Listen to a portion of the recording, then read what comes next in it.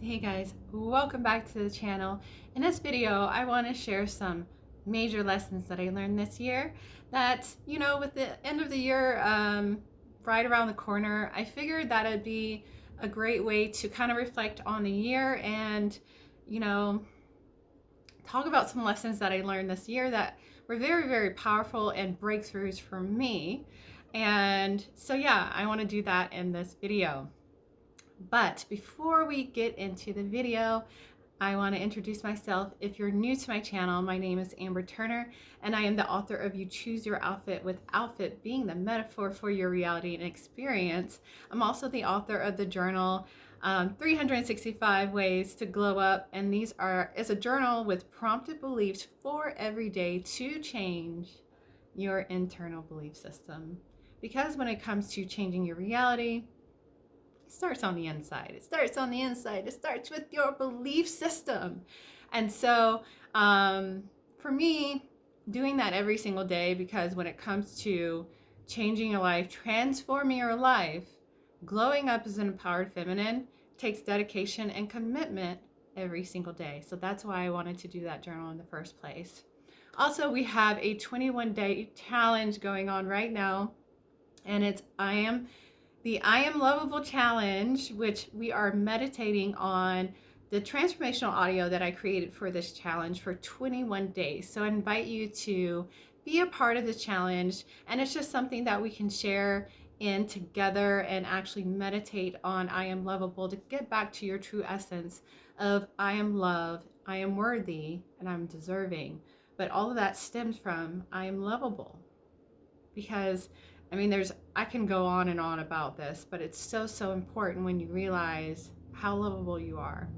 I believe that for you, and I believe that for myself. So if you want to join in that challenge, you can join in our text group as well. I'm going to leave the new number. I just did a video on my Instagram about it. The new number for joining the text group and the link below. And so, in this video, I want to talk about some lessons that I've learned this year in 2020. Now, 2020 has been quite interesting for many of us, and I think that it really offered us a lot of growth and transformation to some degree, if you allowed it to. You could look at it from different perspectives. If you look at it from, okay, it's teaching me something, this is uncomfortable and perhaps is moving me in a different direction, from a better perspective, then you can definitely see the lessons in it. And I definitely did. I have to say 2020 has definitely been very challenging for me. If you know me personally, then you know of the things that I've gone through this year. And from the beginning of this year to right now, it's tomorrow is December 2020. My life looks completely different. Shall we say transformed? Looking on the bright side. So I wanted to share some lessons that I learned this year that perhaps can help you in your growth and transformation as well. So I wrote some things down. I'm not quite sure I'm going to share everything because it could be quite hefty and heavy. So let's just get into it. I hope I don't have lipstick on my teeth. Hey, we're just keeping it real. So the first lesson that I learned is my beliefs create how people treat me. Now, this one was an interesting one. I knew intuitively that my beliefs created my outer reality, and that's why I even wrote the book You Choose Your Outfit, and 365 ways, 365 beliefs on how to glow up. I intuitively knew this, right? But for some reason, it really was a hard thing for me to grasp, is how people were treating me. I kind of thought that different people would show up once you change your belief system. Not that, like, the same people that you really can't change, like they're going to be in your life, are treating you how you believed yourself. And so earlier this year, I was violated. I was violated in a way that was just wrong. And it's not to excuse the person's behavior for doing that, but I had to take a step back and say, hold on, why is this showing up? Because the person that did it, someone close to them also just kind of like dismissed me as a person and my feelings about it, making up excuses for that person and the actions that they did. And I was like kind of just thrown, like baffled at how there was no empathy or understanding of my feelings and how I felt violated as a person. And I couldn't put my finger on it. I'm like, why are they not understanding how this makes me feel as a person? And so I had really had to get to a point where, you know what, this is a reflection of me saying that that I feel like I'm not worthy of respect and good treatment and these kind of things. Whereas it's being reflected to me that my feelings don't matter, that how I feel doesn't matter, that, that my being doesn't matter, my essence doesn't matter.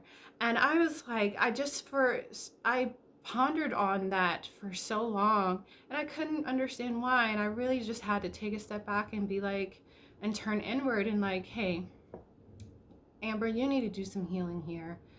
And so in that healing, I realized I really had to start standing up for myself. I had to take a stand for myself and say, hey, my feelings do matter. How I feel and how I'm treated do matter. And so through that process of understanding that I am deserving and I'm lovable and I deserve to be seen, and these things, it took me to a place of, Amber, you got to start standing up for yourself. You can't allow people to continue to treat you this way and disrespect you in that way. And so with that revelation, I did start standing up for myself. I did start taking a stand and not allowing or continuing to allow those kind of behaviors to show up in my life. Because sometimes it does take for you to know that you're lovable and that you are deserving, that you got to stand up for yourself. You got to be there for yourself. And so that was a major lesson for me this year. And it's something that was, even after that, like I was pondering on why is this, things kept showing, and it was like really like constant. Things kept showing in my reality of people again crossing lines and violating me, and I had to stand up for myself. Because it took me, and this is actually bleeding into another lesson that I learned this year as well. It took me to see it in my own children. My children taught me so many lessons this year. It took me to see it in my children and say, if this happened to my daughter, would I just like dismiss it? Would I say, well, that's just how people are? No, I would not. And that's how I have to look at myself. I have to be that way for myself as well, because seeing it in my children, I have unconditional love for them and they have unconditional love for me. So my thought process is different. So I'm like, how could someone do that to you? You have to stand up for yourself. And that's what I would say to my daughter. And so that's what I had to start saying to myself and have unconditional love for myself. So that was a major lesson that I learned this year, which leads me to this unconditional love, and that I don't have to prove or be or do anything for someone else's love, which I didn't realize that I was in that mindset my whole life, where I felt like I had to prove, I had to achieve, I had to do, I had to be. in order to be worthy and deserving. And it took me to see it in my own children that the love that I have for them, they don't have to do, achieve, prove anything for me to love them. And for me to be a child of God, I don't have to do anything. I am deserving and worthy because I am. Which, if I came to that conclusion, I would have probably stood up for myself, because that happened earlier this year. I would have stood up for myself earlier. But I mean, that was a lesson that was a revelation that I had after the whole thing, because I could not wrap my head around the whole being violated thing. And so just seeing my kids and relating the love that life, universe, source energy, God has for me, and relating it back to my kids and understanding conceptually what that is for me. Like, I should be treating myself that way. I should be more loving towards myself and not allowing people to do things to me and think that it's okay. And so I saw in my children, like, just how every life works, the unconditional love that life has for us. I saw in my kids. So that was a whole major lesson for me. And I can't believe that, like, being as old as I am, I'm not telling my age, hey, but as old as I am, just realizing that. And sometimes it takes these kind of things for us to see those things. We don't often see it in our own selves. We can see it in other people, other kind of relationships. But if we can come back to ourselves and start seeing it in ourselves, in our lives, then that's where, shift happens. That's where transformation happens. And so that was another major lesson that I learned this year. So I'm probably going to just share one more, because I'm at 12 minutes already.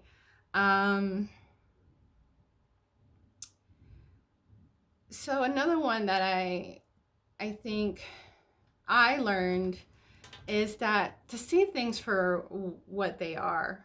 I had to I was always so reactive to things, like even in situations where things would happen to me, people would lie, manipulate me, and stuff like that. I would always be reactive and trying to, like, kind of stand up for myself, but in the not the best way. And so coming back to myself and being here and present with myself and loving myself, I've gotten to a point where, I just see it is what it is. And when people are trying to provoke me, or lying to me straight to my face, manipulating me, trying to get a reaction out of me, I oftentimes would react. I would give them what they want. I have been known to have a fiery temper. At this point in my life, I understand, but at the same time, I also know that God has favor on my life. I'm in control, and life loves me so much that life wants to give me all of my heart's desire. So, coming from a place of, like, okay, I'm good, really is so peaceful. And coming to peace with that and being good with who I am, it's a game changer. Because when the external is reflecting perhaps some residual insecurities and things like that, and people are trying to provoke you and trying to get you out of character, you just come back here and be non-reactive, and pray for them. Even though people I'm not going to go there. But, at this point in my life, it's like I just don't have room or time or energy, because my energy is focused on the favor for my life.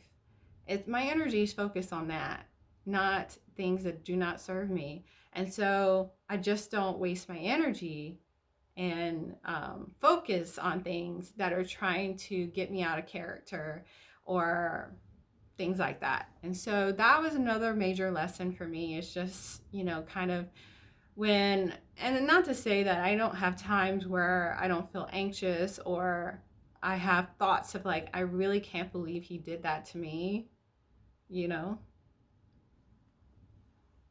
What is going on? Is this still recording? I'm sorry. My phone's doing something weird. But it's just coming to a place of, I'm good.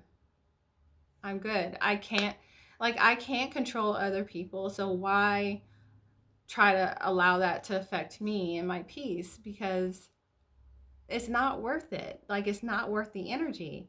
And so, being focused on what I'm going to create and what I'm choosing to bring into my life at this point, and that kind of thing. And I know I've got unwavering faith. God has favor on my life and what is coming to me, what I'm choosing for myself, and just knowing like that like unwavering faith, just the knowing of that, it's just like, I'm good. I'm good. Not to say that I don't have times where I'm just like, I don't know. I don't know. But, coming back to, and meditation's really transformed my life too, by the way. Another huge lesson. I've heard people say, oh, just be present and meditate and stuff like that. I never was one of those people until like the past few months, couple of months. But transformation and just, knowing, and just a knowing, being in the present moment, knowing, and everything's going to happen in divine order. I'm good.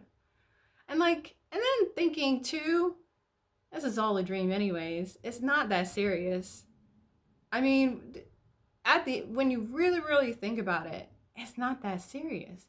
Because I feel like once you transition, go back to source, whatever you want to call it, pass away, you're going to look back and like, it was dream. It wasn't that serious, and I should have had more fun and, experience life more. And that's what I want is, that's the mindset I'm at. Like, life is so beautiful, and like, love is so amazing when you can have that in your life and be cherished and loved. And when you get to a place of like, I love me, and you know what that feels like, and you want to share it with someone that really truly cherishes you, and not control or manipulation or anything like that, it's just like, life is good. Life is good. So with that, I think I'm going to conclude this video.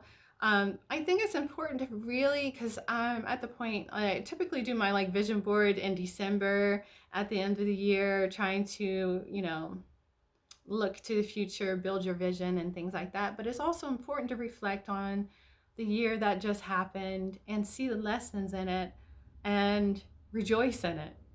Rejoice in it. It's a beautiful thing. It's such a beautiful thing. And I'm so incredibly grateful. I'm so grateful. I'm so grateful. And with that, I conclude this video. Peace.